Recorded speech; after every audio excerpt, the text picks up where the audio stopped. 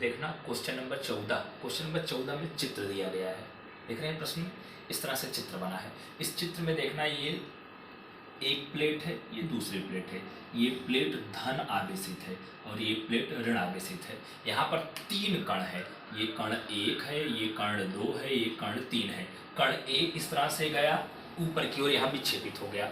कण दो इस तरह से यहाँ विक्षेपित हो गया, कण तीन यहाँ पर विक्षेपित हो गया।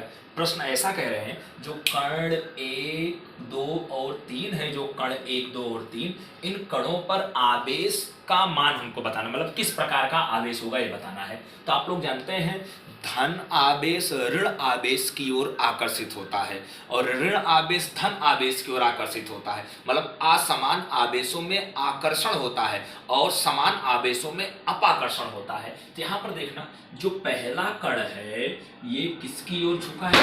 धन प्लेट की ओर झुका है। किसकी ओर झुका है? धन प्लेट की ओर झुका है। अब धन प्लेट की ओर झुका है तो इसका मतलब इसमें ऋण आवेश होगा, इसलिए धन की ओर झुका है। और दूसरा भी देखो धन प्लेट की ओर ऊपर की ओर झुका है, इसका मतलब उसमें भी क्या होगा? ऋण आवेश होगा, इसलिए वो धन प्लेट की ओर झुका है। लेकिन जो तीसरा आवेश है ऋण प्लेट की ओर झुका है, इसका मतलब तीसरे में धनात्मक आवेश होगा, इसलिए वो ऋण प्लेट की ओर झुका है। इसलिए Q1 पर ऋण आवेश होगा, Q2 पर भी ऋण आवेश होगा, लेकिन Q3 पर कौन सा आवेश होगा?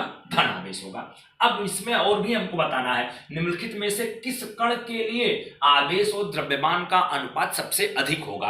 आवेश और द्रव्यमान का अनुपात मतलब Q बटे M का मान, तो जिसका विक्षेप सबसे ज्यादा होगा, मतलब जो सबसे ज्यादा मुड़ रहा होगा, उसके लिए द्रव्यमान और आवेश और द्रव्यमान का अनुपात सबसे अधिक होता है। तो आकृति में देखेंगे कण 3 का विस्थापन सबसे अधिक है, उसमें विक्षेप सबसे ज्यादा हो रहा है, इसलिए कण 3 के आवेश और द्रव्यमान का अनुपात सबसे अधिक होगा, क्योंकि कण 3 का विक्षेप क्या है? सबसे अधिक है। थियोरेटिकल प्रश्न है, ठीक है। अब देखना क्वेश्चन नंबर जो 15 है। क्वेश्चन नंबर 15 में एक किसी निकाय का एक समान विद्युत क्षेत्र दिया गया है, vector E = 3 × 10⁻³ I cap Newton पर कूलम। मतलब ये x दिशा में है, धन x दिशा में विद्युत क्षेत्र की दिशा है। और एक वर्ग दिया गया सवाल में जिसकी भुजा 10 सेंटीमीटर मतलब 0.1 मीटर। अगर हम वर्ग का क्षेत्रफल निकालें तो भुजा का वर्ग तो 0.1 का वर्ग 0.01 मीटर स्क्वायर हो जाएगा, और 0.01 मीटर स्क्वायर को 10⁻² मीटर स्क्वायर लिख सकते हैं। लेकिन प्रश्न में देखो लिखा गया है वर्ग जो है यह YZ तल में रखा गया है, मतलब YZ समतल में है। तो अगर वर्ग को YZ समतल में रखेंगे तो उस समतल के लंबवत दिशा जो होगी वो क्षेत्रफल की दिशा होगी। तो YZ का लंबवत अक्ष कौन सा होगा? x अक्ष होगा, इसलिए x अक्ष यह क्षेत्रफल की दिशा को दर्शाएगा, इसीलिए यहाँ पर YZ तल में रखा गया है। तो क्षेत्रफल सदिश वेक्टर A बराबर AI कैप, यहाँ YZ तल है, इसका मतलब लंबवत अक्ष x अक्ष होगा, तो x अक्ष का इकाई सदिश I कैप लिखा गया है। A का मान 10⁻² I कैप मीटर स्क्वायर। अब वर्ग के साथ संलग्न विद्युत फ्लक्स हमको निकालना है, तो फाई = E.A परिभाषा हम पढ़े थे। E का मान देखो यहाँ पर है 3 × 10⁻³ I कैप डॉट A का मान 10⁻² J कैप है। अब यहाँ पर देखना जब सॉल्व करेंगे तो यहाँ पर 3 और यहाँ पर 10⁻³ 10⁻² 10⁻1 बचेगा, और I डॉट I बराबर कितना होता है? 1 होता है। तो यहाँ पर 3 × 10⁻1 मतलब 30 न्यूटन मीटर स्क्वायर पर कूलम, ठीक है। अब यही सवाल कह रहे हैं जो ये वर्ग था ये YZ तल में रखा गया था, अब क्या कह रहे हैं x अक्ष के साथ 60 अंश के कोण पर रखा जाए, मतलब थीटा बराबर कितना अंश? 60 अंश, तब विद्युत फ्लक्स कितना होगा? तो phi = E.A EA cos theta.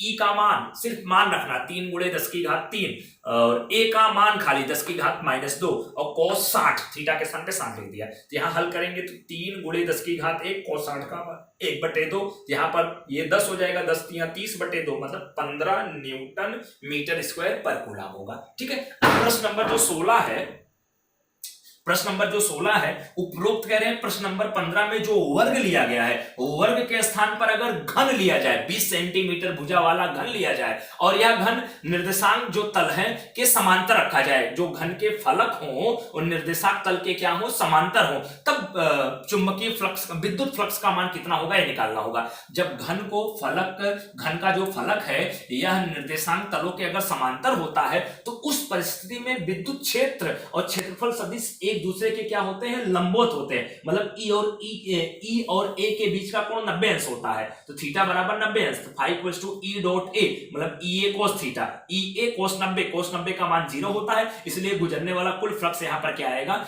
0 Newton metre square पर कूलम होगा। ठीक है, अब यहाँ पर प्रश्न नंबर 17 है, एक काले रंग का बॉक्स है, उससे गुजरने वाला कुल फ्लक्स इतना है, तो उस पर कुल आवेश का मान निकालना है। तो फ्लक्स का मान देखो 5 इक्वल्स टू 8 गुणे 10 की घात 3 न्यूटन मीटर स्क्वायर पर कूलम लिख दिया गया है। कुल आवेश क्यू का मान निकालना है। गाउस का नियम पढ़े थे, 5 इक्वल्स टू सिग्मा क्यू बटे एप्साई 0, यहां से कुल आवेश सिग्मा क्यू निकालना है, तो एप्साई 0 गुणे 5, एप्साई 0 का मान 8.85 गुणे 10 की घात -12 गुणे 5 का मान कितना है, 8 गुणे 10 की घात 3, तो यहां पर गुणा करेंगे तो यहां 70.8 गुणे 10 की घात -9 हो जाएगा, ऐसे को 7.08 गुणे 10 की घात -8 कूलम लिख सकते हैं। इतने पे आंसर छोड़ सकते हैं, नहीं तो इसको आप ऐसा लिख सकते हैं, 2 अंक दशमलव और इधर लाओ, तो 0.0701 तो गुणे 10 की घात -6 कूलम हो जाएगा, और 10 की घात -6 का मतलब माइक्रो होता है, तो 0.07 माइक्रो कूलम। ठीक है, अब यहां पर कह रहे हैं यदि बॉक्स के साथ संलग्न कुल फ्लक्स शून्य हो तो अंदर का कुल आवेश कितना होगा हमको बताना है। तो फाई का मान जब 0 लिखा